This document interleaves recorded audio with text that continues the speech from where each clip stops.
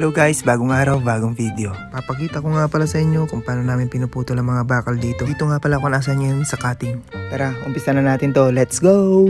Itinype ko na nga pala yung sukat ng puputulin ko dito sa computer. After ko nga pala mapindot tong kulay dilaw na to, mag-a-adjust na yung machine.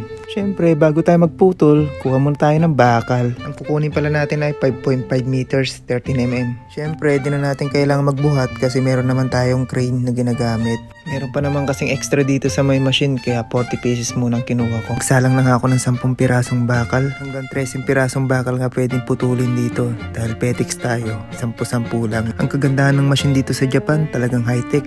Pagkatapos maputol, talagang maayos din ang pagbagsak.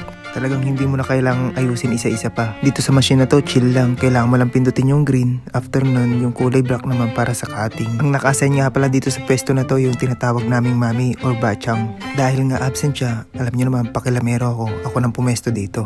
Itong machine nga pala na to, saka ko lang nagagamit to pag absent yung mami namin. Syempre, bago ko rin naman gamitin itong machine na to, naturuan na ako kung paano siya gamitin. Shoutout nga pala sa senpai kung nagturo sa akin nito. Ganyan lang yung proseso niyan, chill lang, hindi mo na kailangan magbuhat. Kaya nga namin pinapapeste yung mga matatanda dito. Kasi nga hindi na nila kailangan magbuhat, di na sila mabibigatan. Bye bye, see you next vlog.